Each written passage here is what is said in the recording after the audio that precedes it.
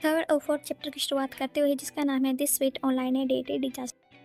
तो दूसरा करेक्टर कहता है गुरुजी ये आध्यात्मिक शक्ति का क्रिस्टल है जो आप उसे ऐसी वस्तु कैसे दे सकते हैं। तो डिस्टेंस ऑर्डर कहते हैं कि ये किसके विपरीत है, क्या मैं इसको आपको दे दूँ? नहीं ऐसा नहीं है, मेरा मतलब है लगता है डिमोन अंतिम बॉस फाइट है इसलिए जाहिर है कि आप इसे अपने पास रखना चाहिए। फिर वो कहते हैं कि मुझे इसकी ज़रूरत नहीं है। फिर वो उछलता हुआ कहता है कि वह आध्यात्मिक शक्ति का क्रिस्टल। फिर वो उनकी बहन कहती है कि मुझे पता था कि तुम ये कर सकते हो, डिस्टेंट वॉटर ने आध्यात्मिक शक्ति का क्रिस्टल भी तुम्हें दे दिया था। फिर वो कहता है कि ये काफ़ी नहीं है, मुझे उसे पूरी तरह अपमानित करना है। जो दूसरा करेक्टर होता है वो कहता है कि ये किस तरह का बॉस है जो खुद को क्यों नहीं दिखा रहा।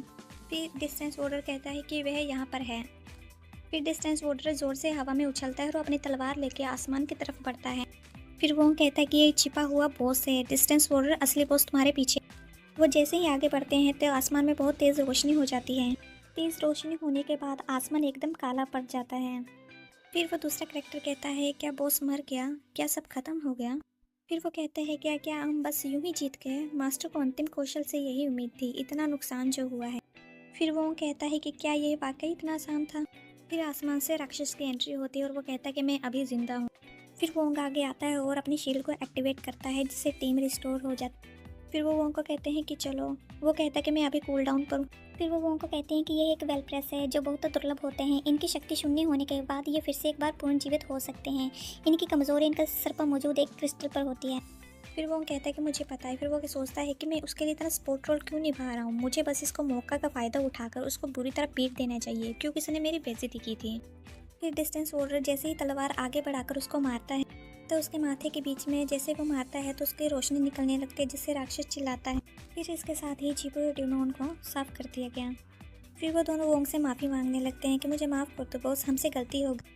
फिर वो कहते हैं कि हमें नहीं पता था आप इतने प्रो खिलाड़ी हैं और इतने माहिर हैं, बहुत बढ़िया। फिर डिस्टेंस वॉर्डर वोंग से कहते हैं कि मैं क्षेत्रीय चैंपियन में भाग लेने के लिए एक समूह बनाने के बारे में सोच रहा हूँ।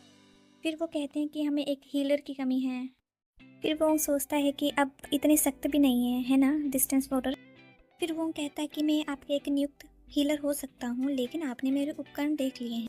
फिर वो सोचता है कि कौन ही तुम्हारा नियुक्त हीलर बनना चाहता है, उपकरण मिलने के बाद मैं निकल जाऊँगा। फिर डिस्टेंस वॉर्डर कहते हैं कि ठीक है, मैं अगली बार आपको दे दूँगा।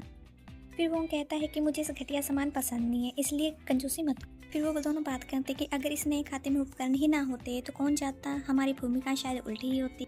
फिर वो उनकी बहन कहती है अरे भाई तुम्हें उसे चिपके रहना होगा, एक माहिर व्यक्ति के साथ संबंध बनाना अब इससे कितने कदम ही दूर है। फिर वो कहता है कि अरे तुम बहुत बदतमीज हो, छी। फिर वो कहता है कि उसको चिपके रहना क्या, इसके लिए तो आपको अधिक पैसे देने पड़ेंगे। फिर वो उनकी बहन कहती है कि ठीक है ये लो, ये पैसे ले लो।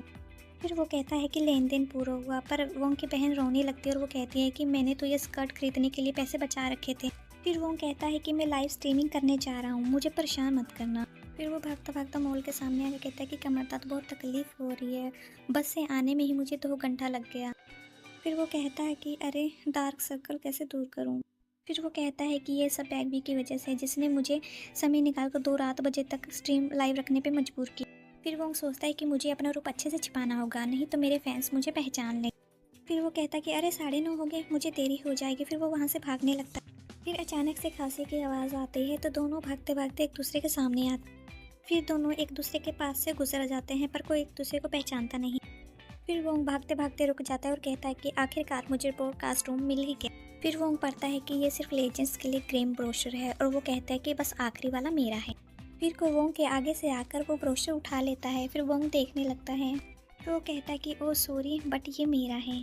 फिर वो कहता है कि ब्रोशर इन चाइनीज़, ये तो गैर चाइनीज़ ब्रोशर है। फिर वो कहता है कि ये ब्रोशर क्या बकवास। फिर वो बताता है कि ये एक फ्रेंच ब्रोशर। फिर वो वोंग से कहते हैं कि अगर आपको मेरी बात समझ नहीं आई तो आपकी उसकी ज़रूरत नहीं है ना। अगर आपको वीडियो अच्छी लगी तो लाइक कर दीजिए, नेक्स्ट पार्ट के लिए हमको फॉलो कर लीजिए। टाटा।